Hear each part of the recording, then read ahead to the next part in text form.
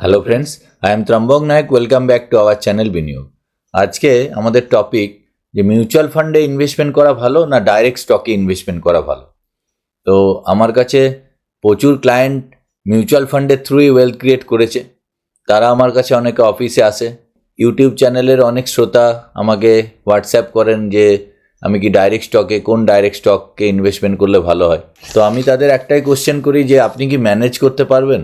দেখুন, মিউচুয়াল ফান্ডে একজন ফান্ড ম্যানেজার থাকে, আর ডাইরেক্ট স্টকে কিন্তু আপনিই ফান্ড ম্যানেজার। তো আমি একটা খুব ভালো একটা গল্প শুনছিলাম, ইউটিউবেই শুনছিলাম, যে একজন প্রচণ্ড তার ফ্যাসিনেশন গাড়ি নিয়ে। তো গাড়িতে তার একটুকু যেন আঁচড় না আসে সেরকমভাবে সে গাড়ি রাখে।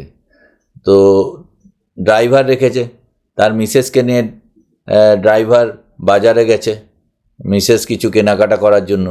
তো সেই ভিড়ভাট্টা রাস্তায় আসতে গিয়ে গাড়িটাতে আঁচড় লেগে গেছে।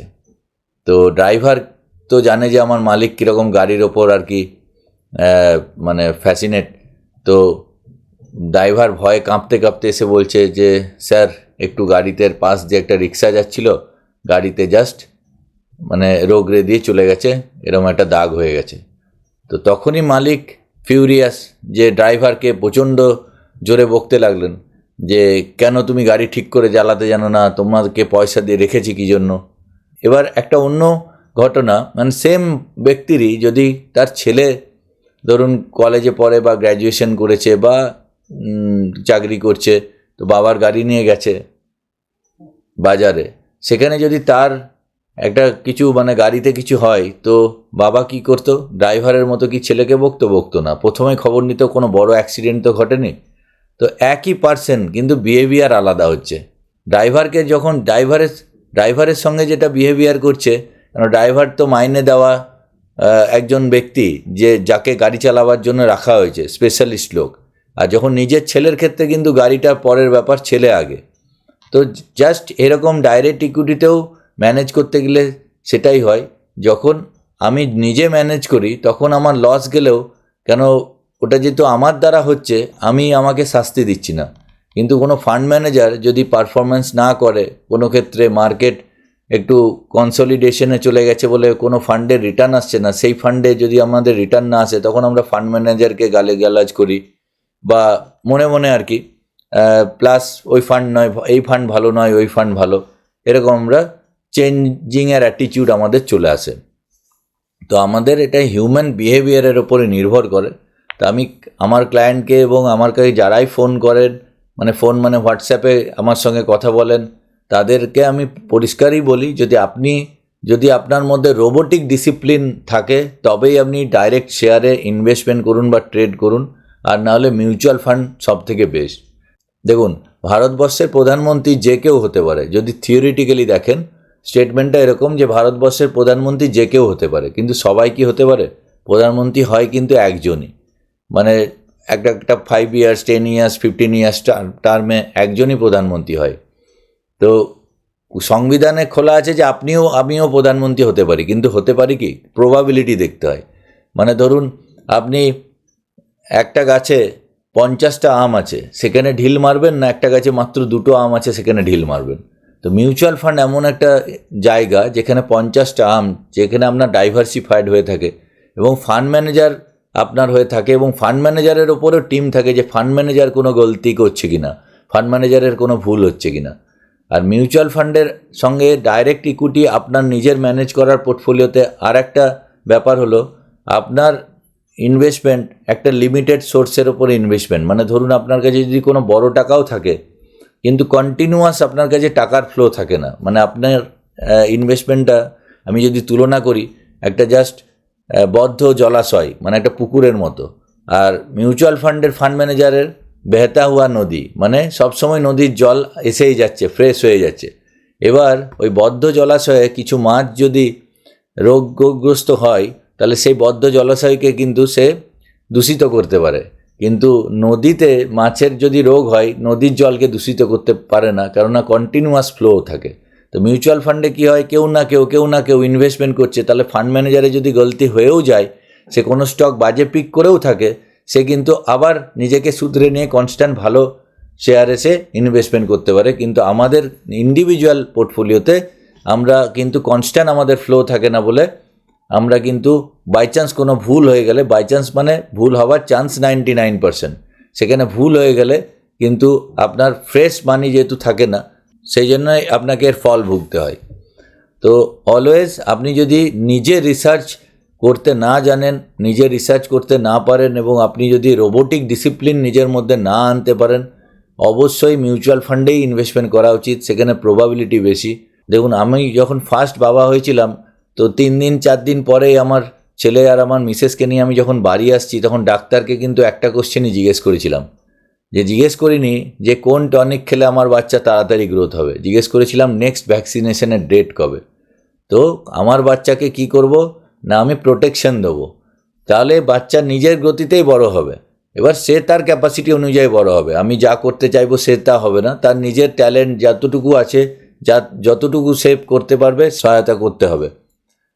তেমনি মিউচুয়াল ফান্ডে আপনি কিন্তু প্রবাবিলিটি বেশি, চান্সেস বেশি আপনার সাকসেসের রেট। এবং এখানে ডেটা বলে যে কেউ যদি 5 ইয়ার্স খুব ওয়ার্স্ট পারফর্মিং স্কিমেও এসআইপি করে থাকেন তার কিন্তু মানে লস হয় না। কিন্তু ডাইরেক্ট ইকুইটিতে আপনি যদি ডেটা আপনি গুগল করে দেখবেন যে ডাইরেক্ট ইকুইটিতে কিন্তু 98 to 99% লুজার্স, বিশেষ করে F&O, future and option.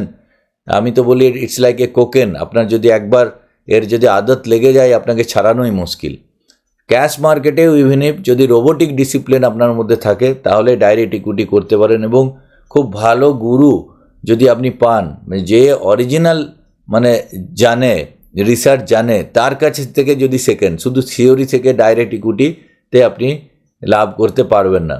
Henrique Basil rider বলে একজন ভদ্রলোক আমেরিকাতে একটা রিসার্চ করেছিলেন 1916 সাল থেকে 2016 সাল পর্যন্ত, প্রায় 100 ইয়ার্সের আমেরিকান স্টক নিয়ে উনি রিসার্চ করেছিলেন। তো আমেরিকাতে টোটাল এই 100 বছরে 26,000 কোম্পানি ছিল, তার মধ্যে মাত্র 1,000 কোম্পানি কিন্তু রিটার্ন জেনারেট করতে পেরেছে, বাদ বাকি কিন্তু 25,000 কোম্পানি একদম মানে লসে চলে গেছে।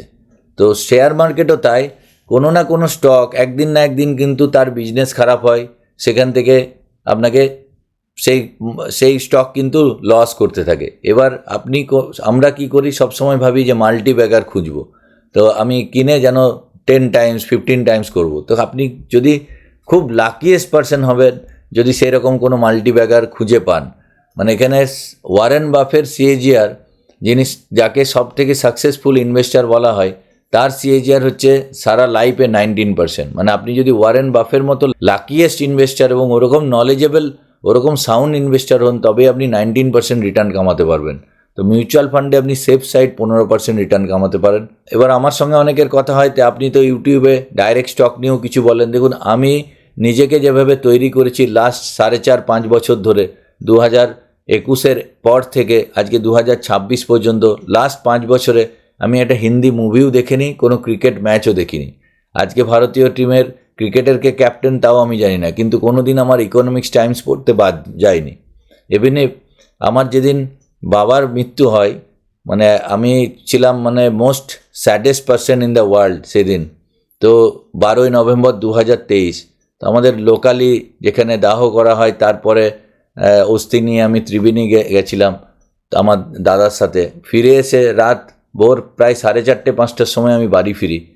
তারপরেও কিন্তু সেদিন রবিবার ছিল, তারপরের দিন সোমবার, আমি কিন্তু ফিরে আসার পরেও মার্কেট স্টাডি করি এবং পরের দিন সকাল 9:30-10টার সময় কিন্তু আমি ট্রেড নিই। আমি নিজেকে সেইভাবে তৈরি করেছি যে আমার যেটা স্টক মার্কেট হচ্ছে সেটা সাধনা। যদি এরকম লেভেলের আপনি যদি নিজেকে ডেডিকেটেড করতে চান এবং আপনি যদি সেরকম গুরু খুঁজে পান, আমি ফরচুনেট এবং আমি ব্লেসড যে আমার সেরকম গুরু আমি পেয়েছি, তো সেক্ষেত্রে আপনি স্টক মার্কেটে ইনভেস্টমেন্ট বা ট্রেড করতে পারেন। তাছাড়া যদি স্টক মার্কেটে আপনাকে যেতেই হয়, সেক্ষেত্রে আমি আপনাদের বলবো, যদি আপনার কাছে বড় ক্যাপিটাল থাকে, অ্যাটলিস্ট 50 লাখসের ওপরে ক্যাপিটাল থাকে, তাহলে পিএমএসের থ্রু যাওয়া ভালো। এবং পিএমএস অ্যাভারেজ মিউচুয়াল ফান্ডের মতনও রিটার্ন দেয়। বেশিরভাগ পিএমএসে অতটা অ্যাক্টিভ ম্যানেজ করে না, কিন্তু কিছু কিছু পিএমএস ফান্ড ম্যানেজার আছে যারা অ্যাক্টিভলি ম্যানেজ করে। সেখানে প্রায় মিউচুয়াল ফান্ড যেখানে রিটার্ন শেষ হয় সেখানে পিএমএসের রিটার্ন শুরু হয়। সেক্ষেত্রে পিএমএসের থ্রু গেলে পিএমএস এর থ্রু গেলে কি করছেন যে আপনি নিজে ম্যানেজ করছেন না, আপনার ফান্ড ম্যানেজার আপনাকে ম্যানেজ করছে, সেই ক্ষেত্রে আপনি আরও বেটার রিটার্ন পেতে পারেন। তো আমি যদি আপনাদের আমার নিজের জীবনের সিএজিআর দেখাই, লাস্ট কিছুদিনের সিএজিআর, প্রথম আমি লিখতাম না, আমার গুরুর কাছে আমার বিদ্যা পাওয়ার পর আমি রাস 5 বছর সাধনা করে গেছি, তারপরে আমি যদি আমার সিএজিআর দেখাই তাহলে আপনারা বুঝতে পারবেন যে আমার সাকসেস রেট কোথায়। আমি জাস্ট আপনাদের কাছে সিক্রেটই রিভিল করছি আজকে। তো আমি আপনাদের স্ক্রিনে নিয়ে যাচ্ছি। দেখুন, আমি যেদিন থেকে লিখতে শুরু করেছি, জাস্ট 2025 সালের মার্কেট খুবই ডাউন। একটা স্ট্র্যাটেজিতে একটা ডিম্যাট অ্যাকাউন্টে আমি একটা স্ট্র্যাটেজিতে একটা ডিম্যাট অ্যাকাউন্টে ট্রেড করি। আমার 6টা স্ট্র্যাটেজি টোটাল করি, তো আমার 6 ডিম্যাট অ্যাকাউন্ট আছে। তো আমি একটা ডিম্যাট অ্যাকাউন্টের আমার ট্রেডিং জাস্ট রেকর্ড দেখাচ্ছি আপনাদের। দেখুন, এখানে 1 2 3 4 করে সিরিয়াল নাম্বার আছে এবং স্টক নেম আছে। এখানে যেমন বার্জার পেন্ট আমি 550 টাকায় কিনেছি 19/6, আমি বিক্রি করেছি 24/6। বার্জার পেন্ট কিনেছিলাম 550 টাকায়, সেল প্রাইস হয়েছে 559 টাকা 45। আমার পার শেয়ারে 9 টাকা 45 গেন এসছে, 1.72% গেন এসছে জাস্ট 5 দিনে। তাহলে আমি অ্যাভারেজ করেছি, এটা সিএজিআরের এক্স্যাক্ট সিএজিআর নাও আসতে পারে, কিন্তু এটা অ্যাভারেজ করেছি যে 365-এ কত আসছে, তো 125%। তো এইভাবে আমার প্রত্যেকটা স্টকের যে কটা আমি ট্রেড করেছি, আগে লিখতাম না, তারপর থেকে আমি ডকুমেন্টারি করা, মানে ডকুমেন্ট অ্যাজ এ ডকুমেন্ট হিসেবে কেউ যদি আমাকে কোশ্চেন করে বা দেখাতে পারি, সেই জন্য আমি ডকুমেন্টেড রাখছি। তো নেক্সট এসিসি আমার সিএজিআর আসছে 41%। নেক্সট অম্বুজা সিমেন্ট, সব এগুলো শর্ট টার্ম ডেট, কোনোটা 5 দিন, কোনোটা 15 দিন, কোনোটা 5 দিন, কোনোটা 13 দিন। এটা যেমন 123 দিনে এসছে 6.38। ইউনাইটেড স্পিরিট, এটা এফডির থেকেও রিটার্ন কম। কোনোটা এসছে 11.32 লাইক মিউচুয়াল ফান্ড, কোনোটা এসছে 16, কোনোটা এসছে 11। কিন্তু আপনি যদি এখান থেকে টোটাল দেখেন, দেখুন 125, 41, 122, 22 এরকম করে, কোনোটা 572। এটা ইন্ট্রাডেই হয়ে গেছে। যদি আমি ইন্ট্রাডে করি না, যদি সিগন্যাল আসে বাই করার এবং সেখানে যদি সেল করতে মন হয় মানে সেলের যদি জায়গা আসে, তাহলে সেখানে ইন্ট্রাডেও হয়ে যেতে পারে। তো একদিনে রিটার্ন এসছে 1.57, তার 365-এ 572%। এখানে কন্টিনিউয়াস আমার কিন্তু একটা স্টক থেকে আমি বেরোচ্ছি, আবার স্টকে অপরচুনিটি আসছে, সেইভাবে এই স্ট্র্যাটেজিটা তৈরি করা। তো এইভাবে দেখুন, আপনাদের আমি দেখাতে পারি এখানে যে সব থেকে লোয়েস্ট রিটার্ন 6.38, 11.14, 10.04, এখানে 19%, 17%, কিন্তু বাদ বাকিগুলো দেখুন 404, 133, 357। আপনি এখানে দেখেই বুঝতে পারবেন। সব থেকে লোয়েস্ট রিটার্ন এসছে 2.21 ইনফোসিসে। আমার 10/7/2025-এ আমি 1616 টাকায় কিনে 1631-এ বিক্রি করেছি। 148 দিনে 0.90 মানে 1% রিটার্ন এসছে, তাহলে 365 দিনে 2.21। আর যেগুলো দেখুন ব্ল্যাঙ্ক আছে, সেগুলো এখনও কিন্তু ওপেন আছে। আমার এখানে কোনো স্টকই আমি লসে বিক্রি করি না। আমাদের এখানে নিয়মই হচ্ছে প্রত্যেকটা স্টকে আমার প্রফিটে যাবে, সেটা আজকে না হোক 1 বছর পরে, 1.5 বছর পরেও বিক্রি হবে। তাতে সিএজিআর হয়তো 2%, 1% আসতে পারে, কিন্তু লসে আমি বিক্রি করব না। লসে বিক্রি করা মানে আমি ইউনিভার্সে নেগেটিভ সিগন্যাল পাঠাচ্ছি। তো এখানে যে কটা দেখুন এগুলো রেড কালার আছে, সেগুলো কিন্তু ওপেন পজিশন আছে, মানে এগুলো আমার এখনও কেনা আছে।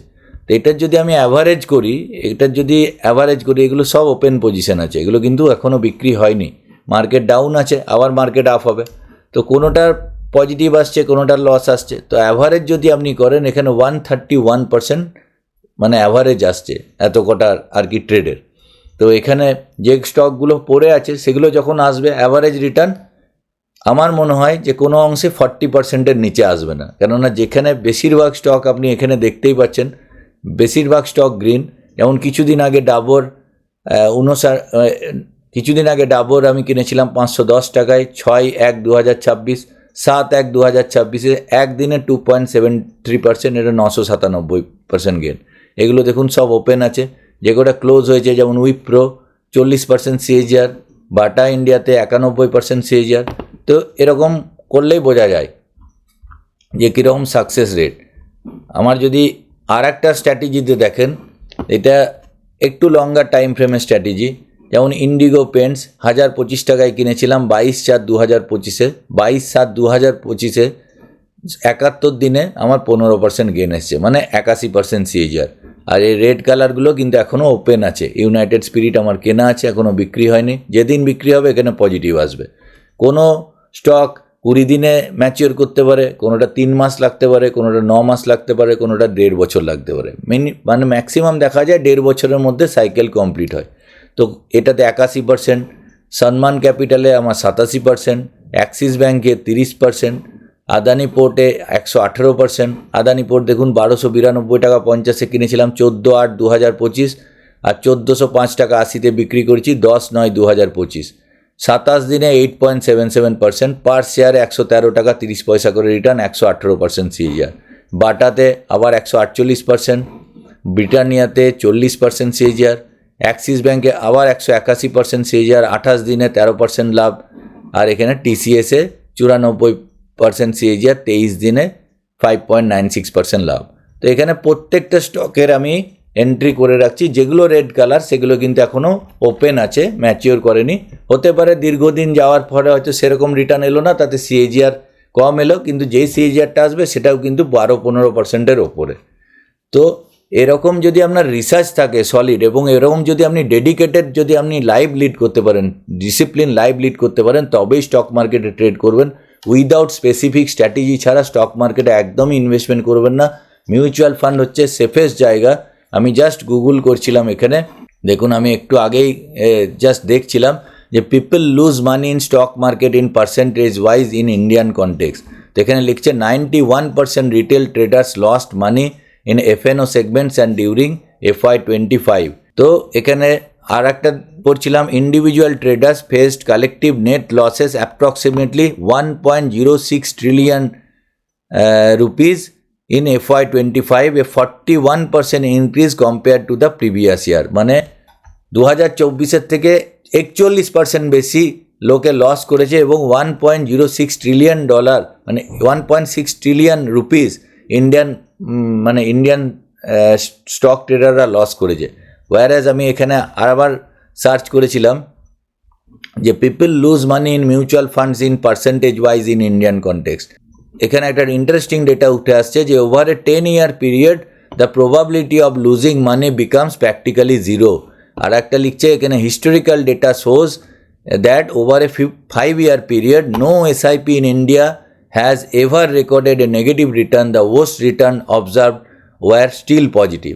মানে যে 5 বছর এসআইপি চালিয়েছে, যদি ভারতবর্ষের সবথেকে খারাপ ফান্ডেও এসআইপি চালিয়েছে, তার রিটার্ন নেগেটিভ আসেনি, আর 10 বছরে কোনোভাবে লামসাম এবং এসআইপি ইনভেস্টমেন্টে লস হয় না।